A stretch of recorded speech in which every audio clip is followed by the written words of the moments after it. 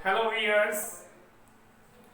देखिए, सबसे पहले तो मैं आपको यह कहना चाहूँगा, जैसा कि आज वर्तमान परिस्थितियों ने इस पूरे विश्व को घेरा हुआ है और इसमें हम सभी भारतवासी जो भारत देश में रहने वाले हैं, हमारे अभिभावक के रूप में माननीय श्री नरेंद्र मोदी जी ने जो हमसे कहा है, सोशल डिस्टेंसिंग बनाएं, अपने घरों में रहें और हैंड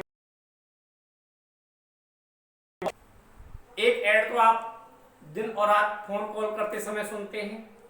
यदि आपको फ्लू हो, यदि आपको स्नीजिंग हो या आपको कफ हो, तो उस समय आप या तो कोई हैंकी लें और उसे सामने लगाएं, क्योंकि ड्रॉपलेट्स जो होती है उनसे भी यह संक्रमण फैल रहा है। आगे आपको मैं यह बताना चाहूंगा कि सैनिटाइजर रखें और सैनिटाइज करें, हैंड वॉश करें, क्योंकि यह ऐसा उपाय है जो हम और आपका जीवन बचा सकता है। आज मैं आपको जो क्लास देने जा रहा हूं वह इंग्लिश की है। वैसे तो जो हमारे बच्चे हैं हम उनको अन्य सब्जेक्ट्स भी भेजेंगे, लेकिन आज से अपना थोड़ा शेड्यूल बनाएं। मैं भी आपको शेड्यूल बताऊंगा और उस शेड्यूल के हिसाब से जब तक आप घर में हैं तब तक अपने आप को ज्ञान से डिस्कनेक्ट ना करें। माना कि काफी समय हो गया है, स्कूल की छुट्टियां हुई हैं, तब से हम लोग मेनली खाने में, खेलने में, दोनों अच्छी बातें हैं, बहुत अच्छा किया, होना भी चाहिए, क्योंकि आज समझदारी यही है। यदि हम खाकर, खेलकर, इंडोर गेम्स का पालन करें और अपने घर में रहें, तो भी आज हम न केवल अपने लिए, अपने भविष्य के लिए, अपने देश के लिए बहुत कुछ कर रहे हैं। डियर स्टूडेंट्स, और मुझे जो सुनने वाले पेरेंट्स हैं वो भी इस चीज पे ध्यान दें। मानसिक तनाव ना बनाएं। बातें चलती हैं, सोशल मीडिया पर बहुत सी चीजें आती हैं, तो जरा ये भी देखें कि हम लोग उन्हीं चीजों को पॉजिटिव बना करके और अपना हथियार भी बना सकते हैं। जैसा कि अभी तक जो आप लोगों के बच्चे पढ़ते थे वो स्कूल के अंदर जाकर के पढ़ते थे, तो शायद ही आप पता लगा पाते थे कि हमारा बच्चा क्या पढ़ता है, कैसे बैठता है, कैसे सीखता है, क्योंकि उस समय डिसिप्लिन केवल और केवल एक संस्था के हाथ में रहता था। आज वही संस्था आप हैं। आप अपने बच्चों को बताएं, समझाएं, परेशानी होती है फोन कॉल करके पूछें, उन्हें प्रॉपर वे में बैठना सिखाएं, उनके हाइजीन का विशेष ख्याल रखें, और जो हमारी भारतीय संस्कृति है, जो हमारे मैनर्स हैं, कहीं ऐसा ना हो कि हम घर में बैठने से केवल अपने माइंड में नेगेटिव सोच बनाएं और जो हमने अभी तक सीखा है उसे भी भूल जाएं, क्योंकि इंसान जो देखता है, जो सुनता है, वो उसके माइंड पे एक साथ बहुत गहरा प्रभाव डालता है। और इसी अफेक्ट को कम करने के लिए मैंने आपको बताया है कि आप अपने बच्चों के साथ रहें, सकारात्मक रहें। हम सभी अभी भी एक दूसरे के साथ जुड़े हुए हैं, हम लोग अलग नहीं हैं। खैर, मैंने जो आज इस क्लास में कराने का निश्चय किया है वो इंग्लिश में ही है, और इंग्लिश में मैं आपको एक चीज और बता दूं, मैं आपको सिर्फ और सिर्फ ग्रामर का एक चैप्टर शुरू करता हूं और वो कराना चाहता हूं, तो उसे ध्यान से सुने। जैसा कि हम जानते हैं इंग्लिश क्या है, हमारी एक लैंग्वेज, और इस लैंग्वेज को समझना, क्योंकि ये इंटरनेशनल लैंग्वेज है, इसलिए आज हम लोगों की मजबूरी बन चुकी है। और देखिए, ज्ञान तो कितना भी बढ़ाया जा सकता है। मैं ये नहीं कहता, किसी भी चीज को क्रिटिसाइज करने से पहले उसके फायदे भी देखने चाहिए। एक समय ऐसा था जब हम लोग घरों में बैठते थे तो समाज हमारा हम लोगों को पॉइंट आउट करके क्रिटिसाइज करता था और बोलता था ये नंबर 1 का निठल्लू है, ये काम करना नहीं चाहता, ये घर में ही रहता है, लेकिन आज अगर इसी बात को अप्लाई किया जाए और समझा जाए तो मुझे लगता है शायद जो आवश्यकता है आविष्कार की जननी है, आज उन लोगों का समय आ गया है। तो प्लीज घर में बैठ के भी आज हम एक बहुत बड़ी लड़ाई लड़ रहे हैं, ये ना सोचे कि हम फ्री बैठे हुए हैं। तो आइए मैं आपको आर्टिकल्स के बारे में सिखाता हूं। यह भाषा का वह पार्ट है जो डिटर्मिनर्स के अंदर आता है और इस पार्ट का एक बहुत इंपॉर्टेंट रोल होता है। जैसा कि मैंने यहां लिखा, वह अध्यापक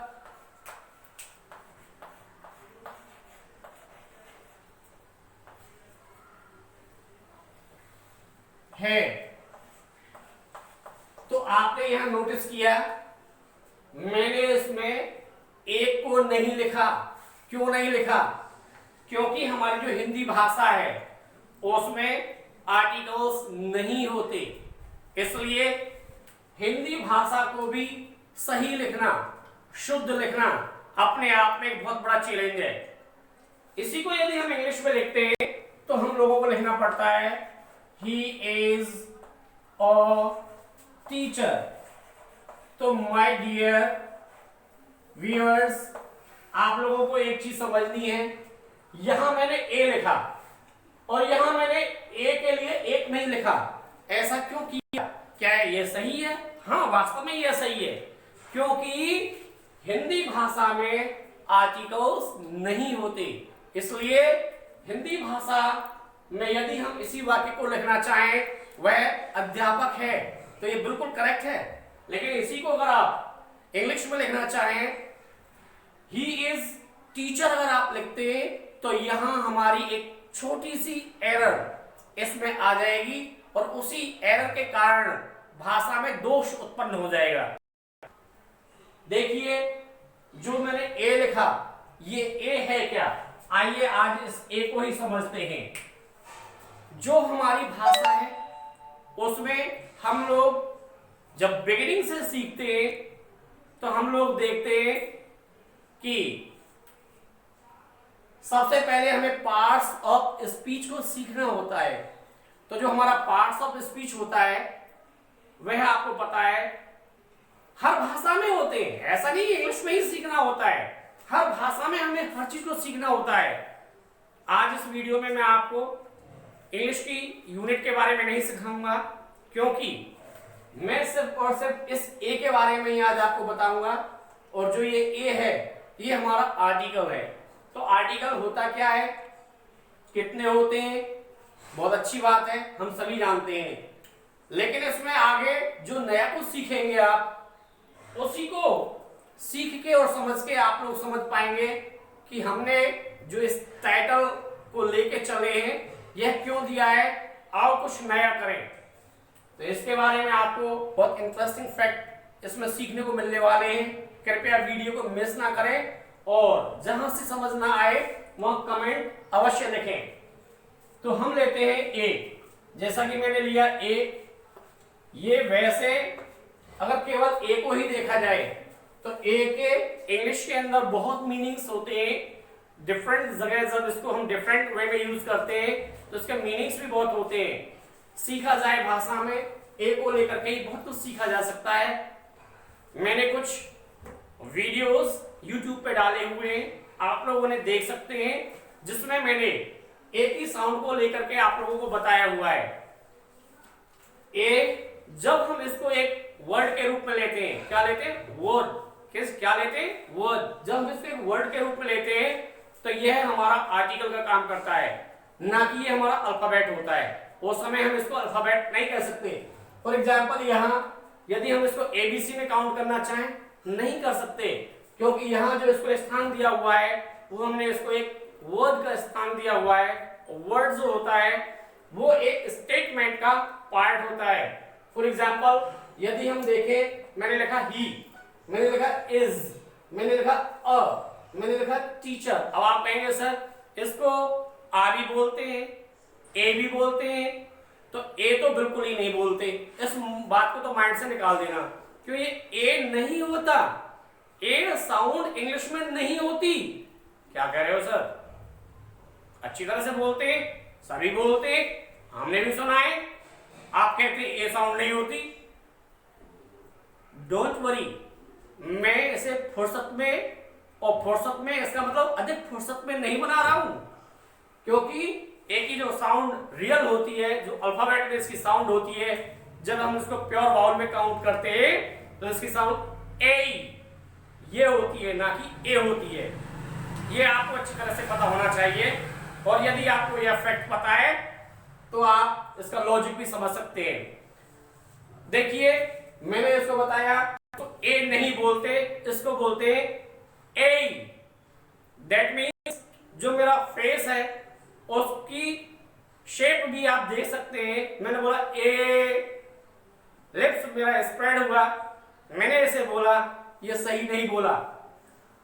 जब हम लैंग्वेज के डेप्थ में जाते हैं और फोनेटिकली और इसको हम लिंग्विस्टिकली अपनाते हैं, तब हमें यह पता चलता है कि इसको ऐसे कैसे बोले और इसको ऐसे कैसे बोला जाता है, कब बोला जाता है। आगे इसे ध्यान से समझेंगे।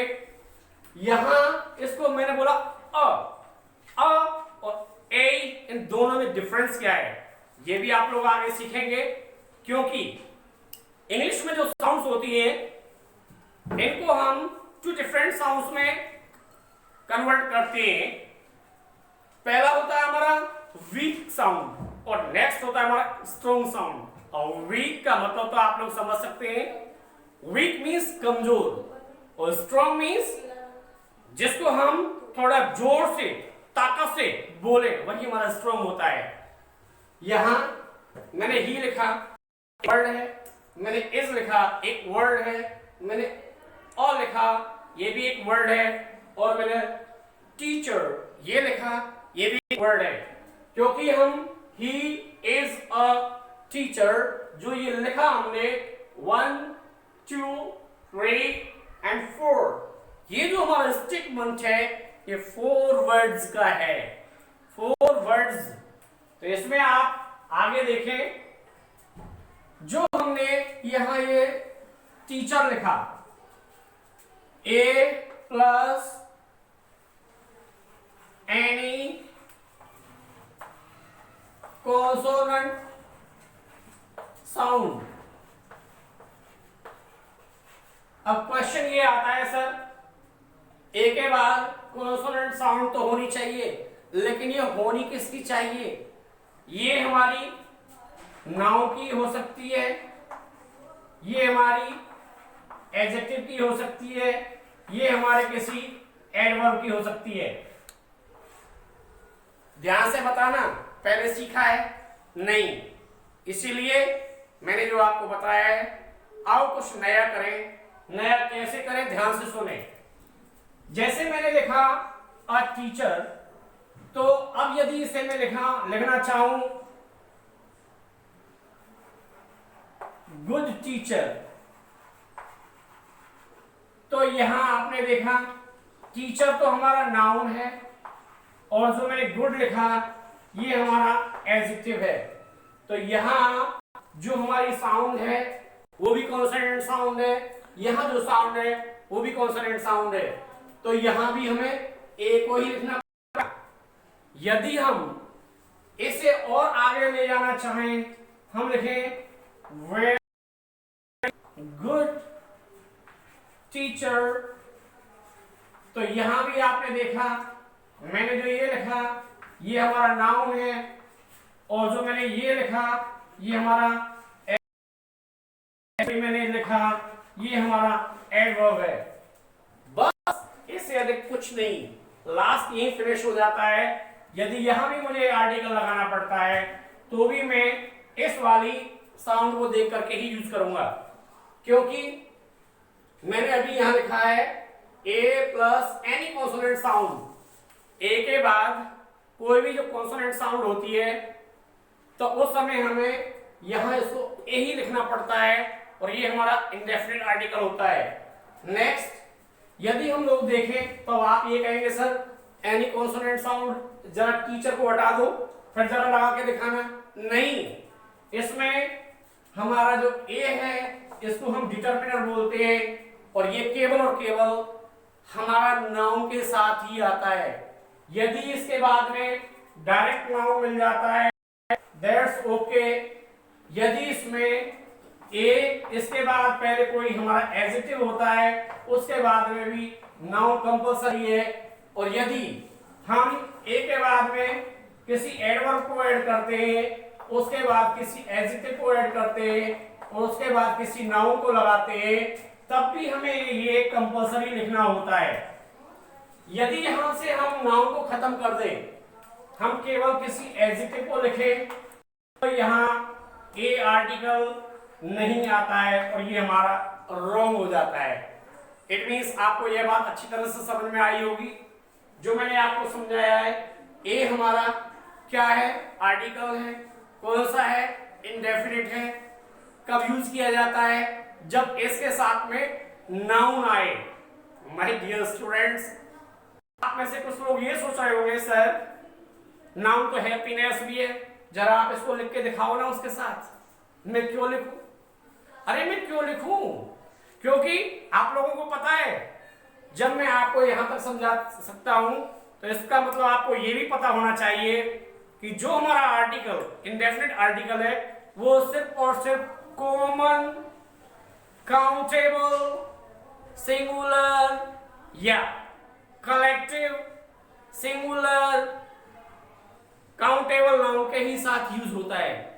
दैट मीन्स वो नाउन हमारा गिनने योग्य होना चाहिए, वो हमारा एक होना चाहिए, तभी हम उसको फिक्स करने के लिए, उसकी गिनती बताने के लिए उससे पहले क्या लगाते हैं?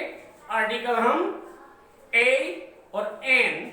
ये हमारा इंडेफिनिट आर्टिकल जो होते हैं, आप इनको दो काउंट मत कर लेना, क्योंकि मैंने ये भी देखा है अधिकतर क्या होता है कि बच्चे सोचते हैं ए और एन दो आर्टिकल्स होते हैं। नो, और का मतलब होता है या तो ये और या ये नहीं होता है। एन से हम जब किसी चीज को जोड़ते हैं तो ये और ये भी, ये दोनों होते हैं।